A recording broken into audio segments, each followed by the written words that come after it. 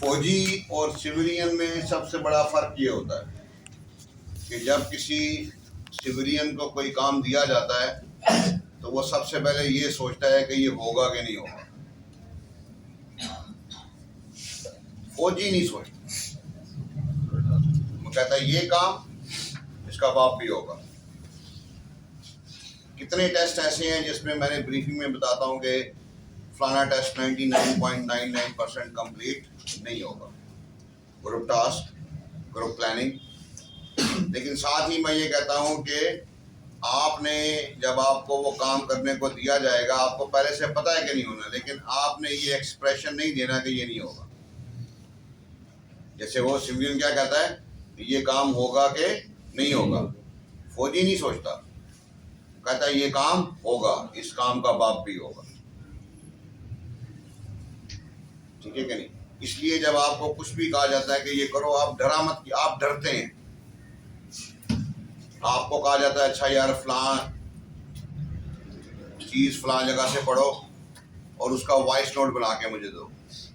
जैसी आपकी टुट्टी पजी अंग्रेजी है बोलते जाए, मैक्सिमम क्या होगा, बिस्ती होगी।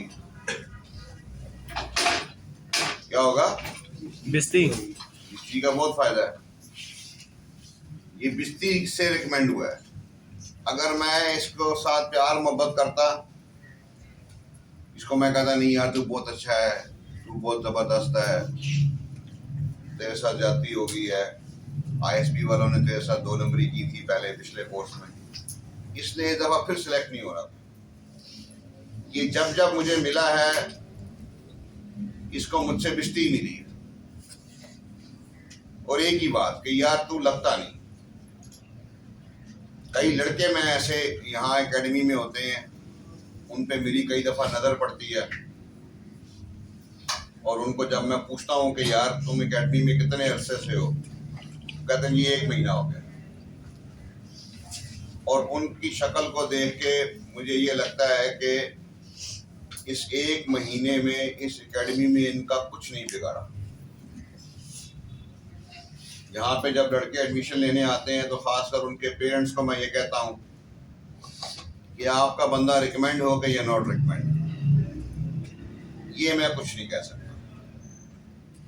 महीने में बंदा बदल दूंगा आपका, महीने में आपका। नॉर्मली यहाँ पे ये होता है कि अगर 50 लड़के तैयारी करने आए हैं तो लगभग कोई 30-35 बंदे सेलेक्ट होके फौज में चले जाते हैं, 65-70 नहीं जाते। और वो जो नहीं जाते वो फिर कभी किसी मोड़ पे मिलते हैं फेसबुक पे या कभी आमने सामने आके भी, वो दे आर वेरी ग्रेटफुल, कहते हैं सर हम हुए नहीं पर हम बदल गए। और हमें फायदा क्या हुआ इसके बाद, जब हम यूनिवर्सिटी गए वहां से हमने बीबीए, बीएस, बीसीएस, बीएससीएस या जो भी प्रोग्राम आप एलएलबी कर लें, वहाँ पे जब उन्होंने हमें प्रेजेंटेशनों का बोला, हमारे प्रोजेक्ट बने, हमारे ग्रुप बने, उसमें हमने बड़ा अच्छा परफॉर्म किया, क्योंकि हमें यहाँ पे आके कॉन्फिडेंस आ गया। और जब हम वहाँ पे जब हम बात करते थे तो हमारी बात वर्थ लगती थी। और उसके बाद हमने उस बीएस में बड़ा अच्छा स्कोर किया। और फिर जब बाद में हम जाके आगे जॉब के लिए गए तो वहाँ पे भी जब हमने इंटरव्यू दिया तो हमें बड़ा कॉन्फिडेंस था।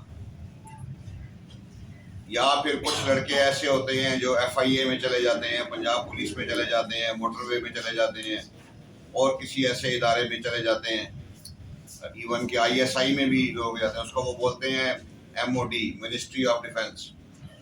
मिनिस्ट्री ऑफ डिफेंस में भी सीट्स आती हैं, वहाँ पे भी ऐसे I6B तरह का टेस्ट होता है।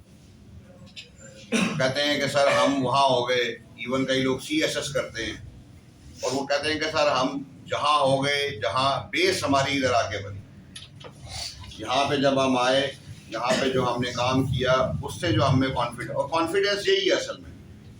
अगर आपको कुछ कहा जाता है कि डू इट, डोंट थिंक कि ये नहीं होगा। ये होगा, इसका बाप भी होगा। जब तक ये एक्सप्रेशन, आपको शायद मेरे ख्याल में साइंस का नहीं पता, ह्यूमन साइंस का, जैसे होता है ना मैग्नेट, मैग्नेट में क्या होता है कि ये मैग्नेट है, इस मैग्नेट के काफी पहले ही इस मैग्नेट की पावर स्टार्ट हो जाती है, इसको कहते हैं मैग्नेटिक फील्ड। कि जैसे उसमें लोहा आता है तो वो उसको पहले ही खींच लेता है अपनी तरफ, इसी तरह हर जो बॉडी होती है उसकी फील्ड होती है। इसी तरह ह्यूमन बॉडी की भी फील्ड है, उस फील्ड को कोई महसूस कर पाता है, कोई महसूस नहीं कर पाता। खासकर ये जानवर, ये जिन, they have the capability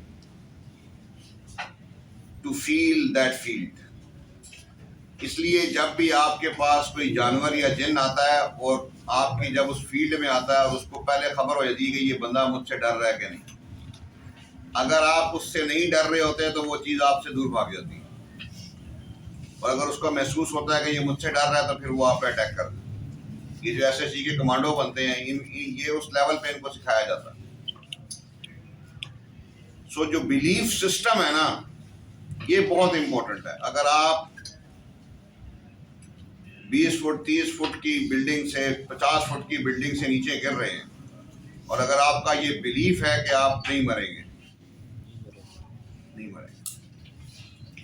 कई लोग तो जब बिल्डिंग से गिरते हैं तो बिल्डिंग के गिरने से पहले ही रास्ते में ही उनको हार्ट अटैक होके मर चुके होते हैं। कई लोग शेर को जंगल में देख के ही फौत हो जाते हैं, तो बाद का अटैक ऐसे ही होता है, पहले ही उनको वो हार्ट अटैक आ जाता है। तो ये जो आईसिस भी है, ये वो शेर है, ये वो 50-40 फुट की बिल्डिंग है। आपको अपने पे बिलीव करना है कि आप नहीं मरोगे। और शेर से आप अब देखें, जैसे अगर आपने कुछ टेक्निक्स पढ़ी हो, वो दिखाते हैं चैनल के ऊपर कि शेर आ जाए तो उसकी आंखों में आंखें डालो या ना डालो, या अगर मगरमच्छ है तो मगरमच्छ की आंखों में उंगली डाल दो तो मगरमच्छ गया, ठीक है कि नहीं। तो you need to believe in yourself कि ISIS-B में आप रिकमेंड हो सकते हैं। और इसका बिलीव का सबसे बड़ा सबूत ये है कि सिलेक्शन सेंटर वालों ने आप पे बिलीव किया है। इसलिए मैं कहता होता हूँ कि जब आप कोई जुमला बनाते हैं, don't write this thing that I think I can do this. Think के बजाय you put a word believe. I believe I will be recommended at the ISIS-B। I believe I'll get the success। आप interview में भी अपने जब सवालों के जवाब दे रहे होते हैं तो आप कॉन्फिडेंट नहीं होते, आप अगले से पूछ रहे होते हैं। वो कहता जी पाकिस्तान कब बना था, आपका लबो लहजा एक्सप्रेशन उसको जवाब 14 अगस्त ही दे रहा होता है, लेकिन साथ ये पैगाम भिजवा रहा होता है कि सर ये गूगल करके चेक भी कर लेना। चौकीदार क्या कहता है, जागते रहना, साढ़े देना रहना। आप अगले को ये पैगाम देते हो कि सर ये मैं दे तो रहा हूँ। So never ever give a doubtful answer. If you have a doubt in your answer, say sorry sir, या if there is some situation and he tells you कि यस ये होगा, तो आप क्या करेंगे? अगर आप कहेंगे सर मुझे तो आप कुछ समझ ही नहीं आ रही, मैं क्या करूँ, मुंह से बोलो तो सही। सुम्मुम बुकमुन, मुंह बंद, आंखें फिर गई। ये तो नॉर्मली मौत के वक्त कभी कभी किसी मुर्दे बंदे को अगर आप देखें जो मरने वाला होता है, अगर आप उसका मुशाहदा करें तो वो उसकी आंखें ऐसे फिर जाती, वो उसको वो मलकुल मौत नजर आ जाता, तो वो उसको ऐसे देखा। तो आपने जिसको मलकुल मौत बना दिया है ISIS-B,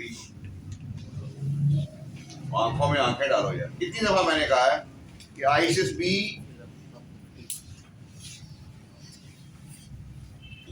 ने आपका रेप करना ही करना है, भूल जाएंगे नहीं होगा, करना ही करना। उसके पास वो पावर और इस्तिताअत है। जैसे मैंने कहा कि रेप इंसान कब करता है, किसी का जब उसके अपने सारे इंतजामात पूरे होते हैं, उसको पता होता है कि ये मेरे पास सिस्टम है, ये कमरा है, बंद है, यहाँ पे मैं ये काम करूँगा तो मुझे कोई पकड़ नहीं सकता, और जिसके साथ मैंने करना है वो कहीं कहीं जा नहीं सकता, जा नहीं सकती, ठीक है कि नहीं। तो आप उसी बंद कमरे में हैं, आईसिस भी है, उसने आपका रेप करना ही तो करे, आप और कुछ नहीं कर सकते, उसकी आंखों में तो आंखें डालें,